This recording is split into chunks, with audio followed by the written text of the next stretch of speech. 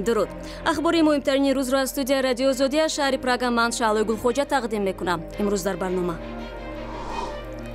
پیام پرزیدنت با وعده‌های بزرگ. امام علی رحمان در پیام امسال از تامین برق و برگرداندن پسندازهای بانکی به مردم گفت. از روی قرصک‌زنیاتون معلوم میشد اکثریت نقشه موشیخری را داشت.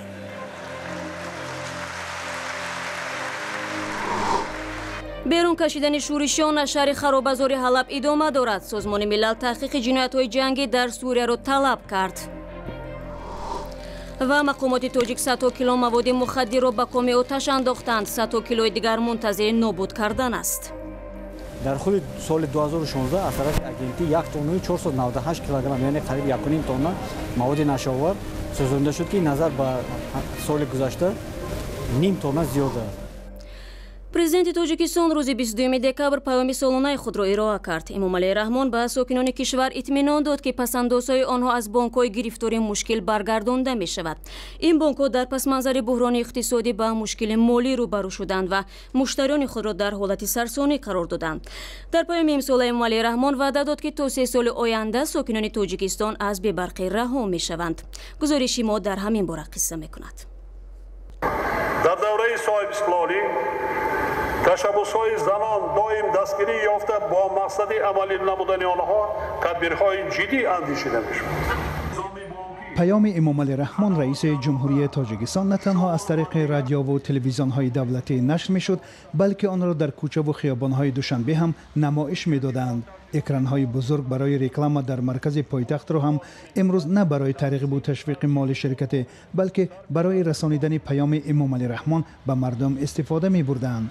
بعضی ها بی تفاوت از نزد اکران ها می گذاشتند، بعضی دیگر ایستاده گوش می کردند که رئیس جمهوری تاجیکستان درباره آینده کشور چی می گوید. اگر بعضی ها زیر باران و هوای سرد پیام رئیس جمهور را تماشا می کردند، قسم دیگری در داخل بیناها با دستور مقامات جمع آمده به پیام امام علی رحمان گوش می دادند. از جمله در دانشگاه ملی تاجیکستان دانشجویان به جای درس 2 ساعت سخنرانی رئیس جمهور را شنیدند. آنچه که رئیس جمهور به خصوص درباره آنها گفت اعلان سال جوانان و همین گونه بالا بردن صفت دانش در دانشگاه ها بود که سالهای اخیر بسیار تنقید می شود. در بیرون از دانشگاه ها در فروشگاه ها و دکان ها نیز پیام رئیس جمهور دیده می شد، چون بر اساس دستور مقامات باید در تمام کشور در مدت سخنرانی انتقال نیروی برق قطع نمی شد. امام علی رحمان رئیس جمهوری تاجیکستان در پیام امسالش به مردم و پارلمان بیشتر درباره وضع اقتصاد و برنامه‌های اجتماعی صحبت کرد، ولی به گفته کارشناسان یک مسئله مهمی که از نطق او بیرون ماند فساد و رشوه‌خواری در کشور بود. اما خود رئیس جمهور یک اشاره نازک به این مسئله کرد. صاحبکاری و رشد بی‌میلان ساحه سیاحی از ماه ژانویه سال 2017 همه نمودهای автомашинаهای نوی که با کشور وارد کرده می شوند از انداز و پرداخت‌های گمرکی 50% آزاد کرده شد.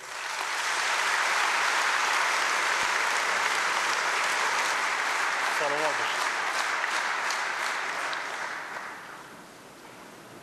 از روی قرصک‌زنیاتون معلوم می شد اکثریت نقشه موشیخری را داشت.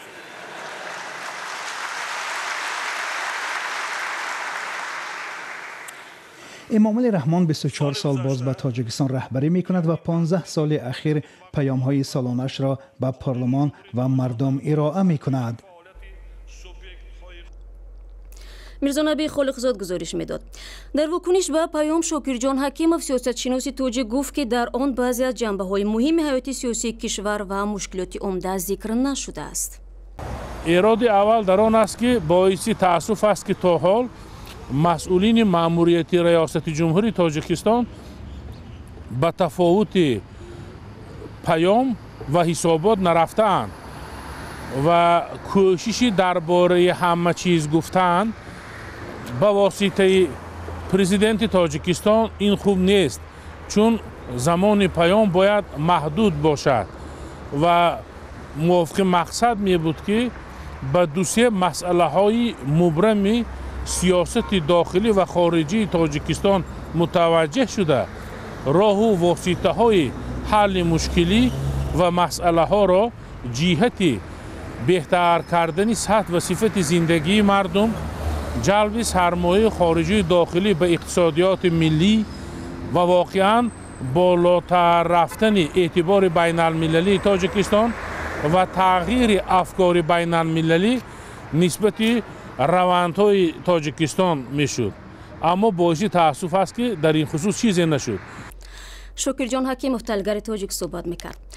در агентии зидди маводи мухаддир рӯзи 21 декабр садҳо кило маводи нашъадор ба коми оташ андохта шуд. ҳамаи мухаддироти сӯзондашуда аз қочоқбарон дар ҷараёни баргузории амалиётҳои махсус аз сӯи ниҳодҳои зирабт мусодира гардидааст.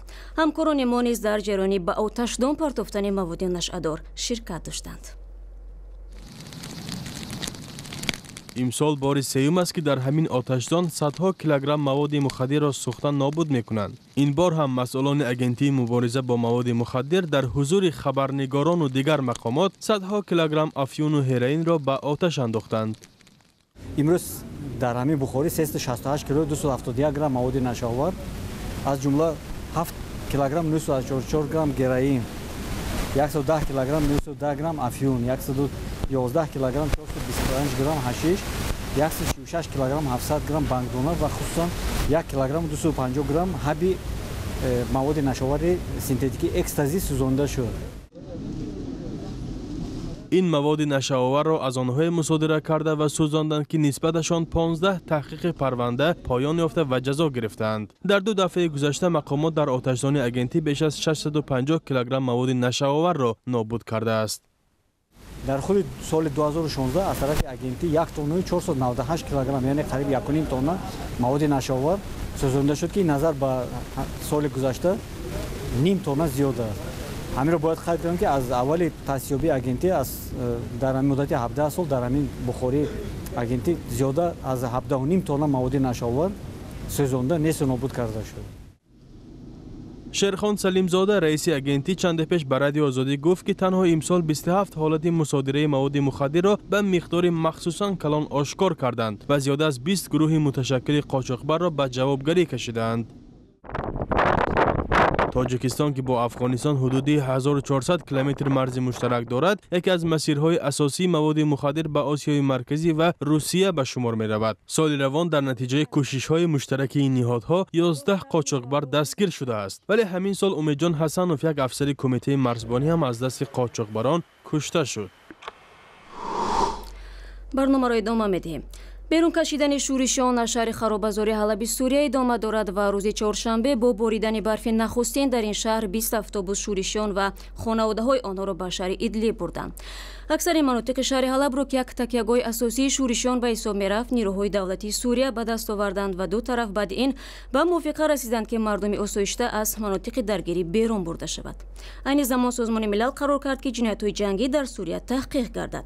طاهر سفر گزارش می‌دهد. مجمع عمومی سازمان ملل متحد قطعنامه قبول کرد که بر اساس آن باید یک گروه برای تحقیق جنایت‌های جنگی در سوریه تأسیس داده شود. در نشست سازمان در روز 21 دکبر در شهر نیویورک از میان 193 کشور عضو 105 کشور به طرفداری تأسیس گروه، 15 کشور مخالف و 52 کشور دیگر رأی ممتنع دادند. سوریه و روسیه به طرح قطعنامه پیشنهادی از طرف لیختنشتین مخالفت کردند و روسیه گفت که مجمع عمومی سازمان به کار شورای امنیت مداخله می‌کند. چین و ایران از کشورهایی بودند که مخالف قطعنامه رأی دادند. وو هایتاو نماینده دائمی چین در سازمان ملل گفت که جزا دادن برای جنایت باید کار هر کشوری علیحده باشد. هر چاره‌ای که جامعه بین الملل می اندیشد باید با احترام گذاشتن به استقلال و صاحب اختیاری، وحدت و تمامیت ارضی سوریه باشد و برای راه حل سیاسی مناقشات در سوریه نقش سازنده اجرا کند. باید برای حفظ وحدت کشورهای عضو سازمان ملل و مشکل‌تر نکردن مسئله کمک رساند. بشار جعفری سفیر سوریه در سازمان ملل گفت که قطعنامه مجمع عمومی سازمان غیر قانونی و تهدید مستقیم به راه حل مناقشه در کشورش است. در جنگ داخلی 5 ساله سوریه بیشتر از 200,000 نفر کشته شدند. نگاه میاندازیم به افغانستان. در پی حمله به منزل یک عضو پارلمانی کشور در کابل دست کم 5 نفر کشته شدند. سازمان تروریستی طالبان گفت جنگجویانش با مقصد خلل وارد کردن به ملاقات مهم نمایندگان خدمات امنیتی به خانه وکیل هجوم کردند. شمار عمومی افراد خانواده و مهمانان وکیل که هنگام حادثه در منزل زیستی او حضور داشتند هنوز معلوم نیست. کیومرسیاتو جزئیات بیشتر دارد. طبق گزارش‌ها بعد از وارد شدن به داخل بنا یکی از حملگران خود را ترکانده است. در پی این ترکش 3 محافظ به هلاکت رسیدند. به نقل راننده که توانسته از جان به سلامت ببرد 2 نبیره و باز چند از نزدیکان وکیل میرولی کشته شدند. میرولی با پسر و همسرش جراحت برداشتند. اینچنین در این حمله پسر عبیدالله بارکزی وکیل دیگر پارلمان که میخواست مردم را از بنا بیرون کند هلاک شده است. مسئولیت حمله را گروه طالبان بر عهده گرفت. در منزل وکیل ملاقات مقامات بلندپایه ولایت هلمند جریان داشت. این ولایت واقع در جنوب افغانستان و هممرز با پاکستان طول چند ده ساله از منطقه های ناامن‌ترین به شمار می رود. هلمند کشتزار اساسی مواد مخدر به شمار می رود و چون استحکام به طالبان خدمت می کند. بعد بیرون شدن نیروهای امریکا نفوذ طالبان در این منطقه بیشتر شده است. تنها در چند ماه اخیر در پی حمله های گسترده جنگجویان طالبان چندین شهر از جمله مرکز ولایت هلمند شهر لشکرگاه را زیر نظارت خود گرفتند. برمیگردیم به تاجیکستان. بنا به آمارها 15% اهالی تاجیکستان را افرادی دارای امکاناتشان محدود تشکیل می‌دهد. اکثر این نفران بدون شرایط عادی بوده باشه و تنها با کمک پولی تقریباً $25 حکومت کشور به سر میبرند. همکاران ما مشکلات معلولان را به نوار گرفتند. ستون مهره من آسیب دیده است. من به هنگام کار معیوب شدم. 2 سال پیش در ساختمان روسیه در جریان کار پاره بزرگ آهن به بالای ایوب افتاد و به هر مغز او آسیب جدی رسید. او نیم سالش را در بیمارستان گذراند و بعد برگشتن به خانه نخواستن به معلولی بدهد. حالا او زندگی سالم دارد. من نو از درس آمدم. در کورس یکم در بخش رادیومکانیک تحصیل دارم. از پی اجرای وظیفه خانگی میشوم. برای افراد معلول در تاجیکستان زندگی فعالانه داشتن آسان نیست. هر روز در شهر حرکت کردن برای ایوب مثل سنجش است. راهروها برای گشت و گذار معلولان پیش بینی نشدند و برای فرآمدن و برآمدن وقت زیاد صرف می شود. ایوب از آن می ترسد که روز مبادا زیر چرخ ماشین نماند. آنجایی که ما زندگی میکنیم در نزدیکیش نقلیات جمعیتی موافق به معلولان قریب که نیست. با وجود این هر روز به کار و درس میروم. اکثرا ایوب با آراوباچه‌اش حرکت میکند و یا تاکسی را فرمایش میدهد. در پایتخت ترالیبوس های میگردند که زینه مخصوص دارند، اما برای نفر معیوب که سوار آراوباچه است به ایستگاه پایین شدن امکان ندارد. بیشتری مکان‌های جمعیتی برای معلولان راهروهای مخصوص ندارد. در برخی جایها به گفته ایوب برای نظرفریبی پیراهه‌های بنیاد شدند که عموماً برای حرکت معلولان با آراوباچه خطرناک است. در تاجیکستان نه تنها در جامعه‌های جمعیتی و بناهایی که زمان شوروی بنیاد شدند، بلکه در انشاءات نو پیراهه‌های مخصوص برای معلولان وجود ندارد. هرچند کارشناسان میگویند طبق قانون این ساختمان‌ها باید به معیارهای جهانی جوابگو باشند.